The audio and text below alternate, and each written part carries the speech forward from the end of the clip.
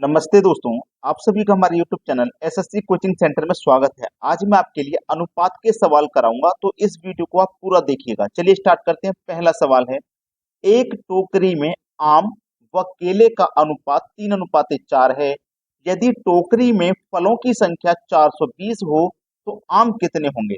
देखो, पहले उसने आम कहा है तो पहले आम लिखना, ठीक है। बाद में केला बोला है तो बाद में केले लिखना। बहुत बच्चे गलती कर देते हैं, केला पहले लिख लेंगे आम बाद में, ऐसा बिल्कुल नहीं करना। इनका अनुपात है 3:4। टोकरी में फलों की संख्या है 420, यानी कि आम और केले दोनों को मिला करके 420 हैं। अब ये दोनों का योग है ना 420, तो आप इन दोनों के अनुपात का भी योग करिए। 3 और 4 7, इस योग में अनुपात के योग से डिवाइड कर दीजिए, तो 7 से 42 कट जाएगा 6 बार में, और एक ये जीरो आ गया।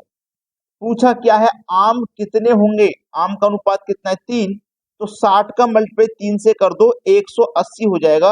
इसका मतलब है 180 आम होंगे। ये आपके प्रश्न का सही जवाब है, बी ऑप्शन।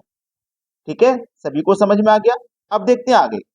अगला प्रश्न है, यदि ए अनुपात बी बराबर 2:3 तथा बी अनुपात सी बराबर 4:5, तो ए अनुपात बी अनुपात सी क्या होगा। देखिएगा, आपसे पूछा गया है ए अनुपात बी अनुपात सी क्या होगा। देखो, ए का मान कितना है 2 है, तो ए के नीचे ए का मान लिखिए 2। बी का मान कितना है 3 है, तो बी के नीचे बी का मान लिखिए 3। जब आगे चलोगे तो बी का एक और मान दिया गया है 4, तो इसको भी बी के ही नीचे लिखेंगे, बी का मान है 2। ठीक है।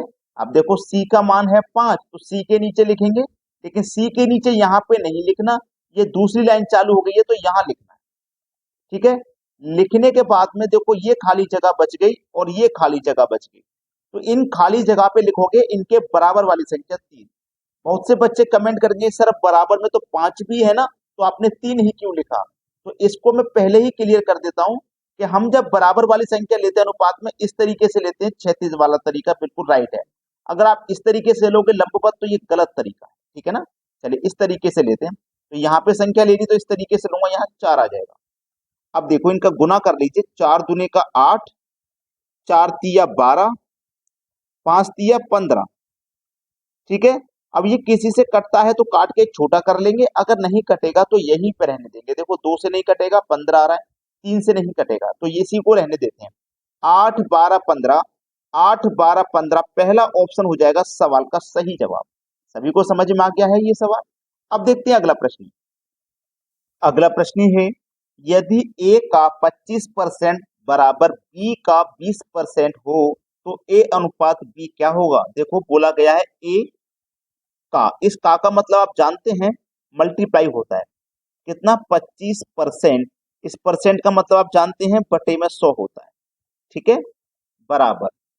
फिर बोला है बी, बी का मतलब मल्टीप्लाई, 20%, परसेंट का मतलब आप जानते हैं बटे में 100 होता है। अब देखिए, बराबर में संख्या होती है तो नीचे से नीचे कट जाती हैं, ऊपर से ऊपर, तो यहाँ 100 से ये 100 कट जाएगा, बराबर में नीचे नीचे।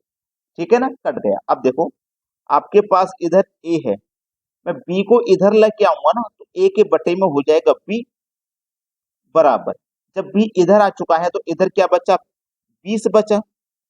अब इस 25 को इधर लेके जाऊंगा तो 20 के बटे में 25 हो जाएगा। इसका मतलब क्या है, ए का मान 20 है और बी का मान 25 है। अगर ये किसी से कट सकते हैं तो कटा लो। 5 चौको 20, 5 पच्चे 25, तो ए का मान 4, बी का मान 5। हमसे ए अनुपात बी पूछा है, ए अनुपात बी, तो ए का मान कितना है 4 और बी का मान है 5, तो इसका मतलब 4:5 बी ऑप्शन में दिया गया है। ये बिल्कुल सही जवाब हो जाएगा आपके सवाल का। अब देखते हैं आगे। अगला प्रश्न है, यदि x अनुपात y बराबर 3:4 हो तो 7x प्लस 3y अनुपात 7x माइनस 3y का मान क्या होगा। बहुत अच्छा सवाल है। देखिए, हमें x का और y का मान दिया गया है। x का मान 3 और y का मान 4, ये हमें दिया गया है। तो इसमें रख दीजिए ना, 7 गुने x, x का मान है 3, 3 प्लस 3 गुने y, y का मान कितना है 4, रख देते हैं। अनुपात 7 गुने एक्स, एक्स का मान कितना है भैया 3, माइनस 3 गुने वाई, वाई का मान कितना है 4, 7 तिया 21 प्लस 3 चौकू 12, ठीक है, अनुपात 7 तिया 21 माइनस 3 चौकू 12, 21 और 12 को जब आप जोड़ोगे तो हो जाएगा 33 अनुपात, और 21 में से 12 माइनस करोगे तो बचेगा कितना 9। अब ये 33 अनुपात 9 आया है, अगर ये किसी संख्या से कट सकता है तो हम काट के इसे छोटा कर लेंगे, 3 से कट जाएगा, 3 से कट जाएगा ये 3 बार में, और 3 से कट जाएगा ये 11 बार में, तो 11 अनुपात 3 ये देख लीजिए किस ऑप्शन में है, 11 अनुपात 3 सी ऑप्शन में दिया गया है, ये हो जाएगा प्रश्न का बिल्कुल सही जवाब। अब देखते हैं आगे, अगला प्रश्न है, यदि 3, 4, 5 व x समानुपात में हो तो x का मान क्या है। देखो 3, 4, 5 और x उसने बोला है समानुपात में, तो देखो इसे समानुपात में कैसे लिखेंगे, 3 अनुपात 4, समानुपात का ये 4 बिंदी होती है ना, इसको समानुपात कहते हैं, और ये 2 बिंदी होती है इसको अनुपात कहते हैं। अब यहाँ पे अनुपात का साइन, अब यहाँ पे x का मान हमें बताना है, तो इस तरीके का सवाल जब आता है ना, तो कुछ बच्चे सोचेंगे ये नंबर एनालॉजी का सवाल है, रीजनिंग का नहीं, ये समानुपात का सवाल है, मैथ्स का। इसको करने का तरीका होता है कि आप अंदर वाली संख्याओं का गुना करें, इनका मल्टीप्लाई करें, तो 4 पंजे कितना हो जाएगा 20 हो जाएगा, ठीक है।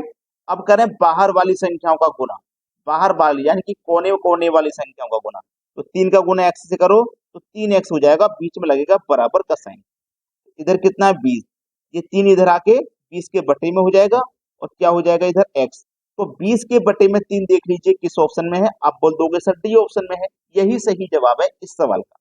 अब देखते हैं आगे, अगला सवाल है, तीन संख्याओं के 3, 4, 5 के अनुपात में है, उनका HCF 7 है, तो वे संख्याएं हैं, तीन संख्याओं की बात बोली है, पहली संख्या, दूसरी संख्या, और ये हो गई तीसरी संख्या, ठीक है। क्या अनुपात है 3, 4 और 5, ये अनुपात यहाँ पे दिया गया है, ठीक है, क्लियर इतनी बात।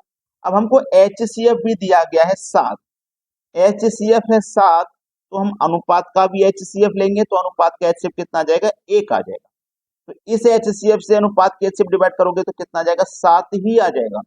बोला है वे संख्याएं हैं, यानी कि संख्याएं पूछी हैं, तो 7 का गुना 3 से करो 21, 7 चौकू 28, 7 पंजे 35, 21, 28, 35, 21, 28, 35 संख्याएं हैं, 21, 28, 35, ये आपका आंसर हुआ।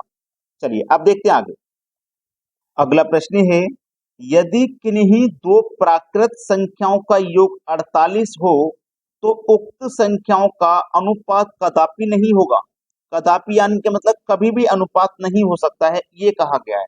देखो ध्यान से, योग है हमारे पास 48, ठीक है, 48 हमारे पास योग है, तो 48 योग है तो मैं अनुपात का भी योग करूंगा, तो पहला ऑप्शन ले लेता हूं, 3 और 5 योग हो जाएगा 8, तो इस योग में अनुपात के योग से डिवाइड करो, 8 छिंग 48, 6 बार में कट गया, ठीक है, पहले ऑप्शन से हमने चेक कर दिया, योग हमारे पास 48 है, दूसरे ऑप्शन से चेक करेंगे, 5 और 7 12, 5 और 7 12 हो जाएगा, तो इस योग में अनुपात के योग से डिवाइड करो, 12 से कटेगा, 12 चौक 48, 4 बार में कट गया, योग हमारे पास 48 है, तीसरा वाला अनुपात दो, 2 और 6 मिलकर के 8 हो जाएगा, 8 छिंग 48, 6 बार में गया, योग हमारे पास 48 है, अब डी ऑप्शन ले लो, 2 और 5 7 हो जाएगा, तो 7 से 48 नहीं कटेगा, तो ये जो हमारा अनुपात है ये कदापि नहीं हो सकता है, बात समझ में आ चुकी है।